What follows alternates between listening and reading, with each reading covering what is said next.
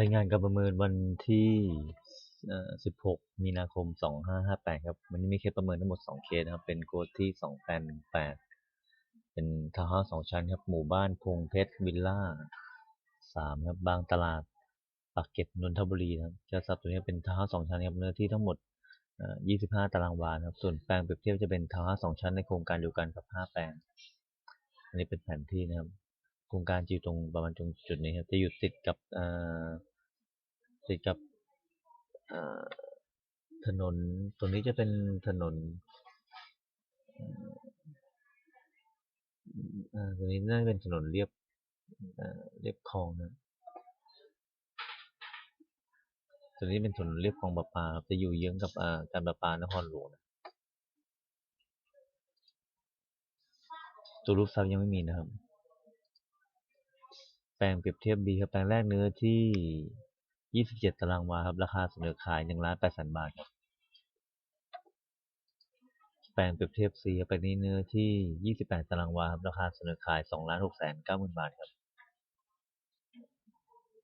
แปลงเปรียบเทียบ D ครับแปลงนี้เนื้อที่29ตารางวาครับราคาเสนอขาย2,300,000 บาทครับแปลงเปรียบเทียบ E แปลงนี้เนื้อที่33ตารางวาครับราคาเสนอขาย2,400,000 บาทครับแปลงเปรียบเทียบ F แปลงนี้เนื้อที่แปลงนี้เนื้อที่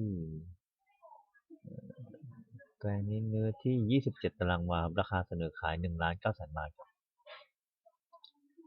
จากตารางครับราคาเฉลี่ยจะเริ่มจากตารางวาละ66,000 70,000 72,000 79,000แล้วก็96,000นะครับตรงนี้ผมให้อยู่ที่ตารางวาละ72,000 บาทครับรวมราคาที่ดินพร้อมสินสร้างอยู่ที่1,800,000 บาทนะครับส่วนเรื่องของวงเงินขอสินเชื่อก็ขอมาแค่1,000,000ครับคิดเป็นสัดส่วนประมาณ56%ครับกระผมทรัพย์ตรงนี้ครับก็จะอยู่ในโซนแหล่งชุมชนครับก็ตรงแถบนี้ก็จะเป็นหมู่บ้านจัดสรรครับค่อนข้างเยอะครับแล้วก็จะเป็นเอ่อเป็นชุมชนทั่วไปครับผมก็เป็นเขตที่เป็นตัวเมืองครับก็ถือว่าเป็นทำเลที่สวยมากครับแปลงนี้ส่วนเรื่องของตัวสิ่งปลูกสร้างดูจากแปลงเปรียบเทียบตัวบ้านอาจจะดูเก่านิดนึงครับผมดูสภาพบ้านก็เป็นบ้านที่ค่อนข้างโครงการน่าจะเป็นโครงการที่ค่อนข้างจะมีอายุมาหลายปีแล้วนะฮะแต่ดูจากตัวแผ่นตัวเอ่อทำเลนี่ดูแล้วน่าสนใจครับผมตัวนี้ และจากวงเงินก่อนสินเชื่อก็ขอมาค่อนข้างน้อยด้วยครับตัวนี้ก็ดูโดยรวมแล้วน่าสนใจครับผมน่ารับไว้กับแต่งมาดูซับตัวที่สองครับโค้ดที่2825ครับโค้ด2825ครับเป็นบ้านเดี่ยว2 ชั้นครับหมู่บ้านมันธนารัตนาธิเบศรบางกลางนนทบุรีครับสับตัวนี้เป็นบ้านเดี่ยว2 ชั้นเนื้อที่ทั้งหมด83ตารางวานะครับส่วนแปลงเปรียบเทียบจะเป็นบ้านเดี่ยว2 ชั้นในโครงการเดียวกันครับ5แปลงอันนี้เป็นแผนที่นะครับ โครงการอยู่ตรงมันตรงจุดนี้นะครับจะอยู่เอ่อตรงนี้แปลงนี้จะอยู่ติดกับถนนราชพฤกษ์นะครับตัวรูปทรัพย์ยังไม่มีนะครับแปลงเปรียบเทียบ B ครับแปลงแรกเนื้อที่60ตารางวาครับราคาเสนอขาย5,490,000 บาทครับ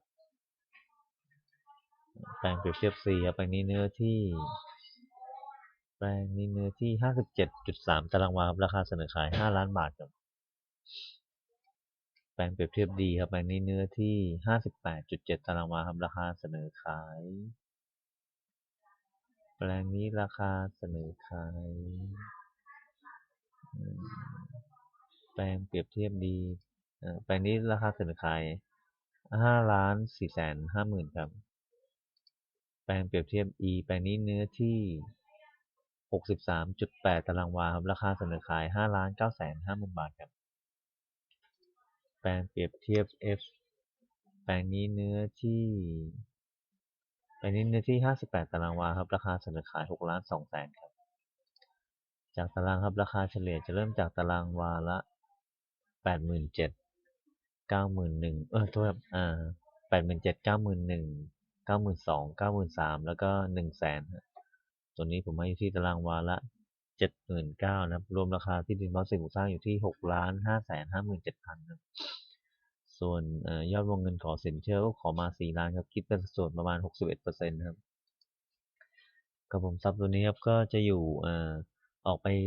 ชานเมืองนิดนึงครับแต่ก็เป็นเป็นโซนนี้ก็จะเป็นแหล่งชุมชนเหมือนกันครับก็จะมีพวกหมู่บ้านจัดสรรค่อนข้างเยอะนะครับอยู่ติดกับถนนใหญ่นะถนนอยู่ติดกับถนนเอ่อราชพฤกษ์นะครับก็ถือว่าเป็นทำเลที่สวยครับแปลงนี้ส่วนเรื่องของตัวสิ่งปลูกสร้างครับดูจากแปลงเปรียบเทียบแล้วสภาพบ้านก็ค่อนข้างใหม่ครับผมโครงการน่าจะไม่นานเท่าไหร่ครับแปลงนี้ก็ดูแล้วก็เป็นแปลงที่น่าสนใจครับ วงเงินขอสินเชื่ออาจจะขอมาเกินกว่าที่เรากำหนดนิดหน่อยครับผมแต่ดูโดยรวมแล้วน่าสนใจครับแปลงนี้น่ารับไว้ครับ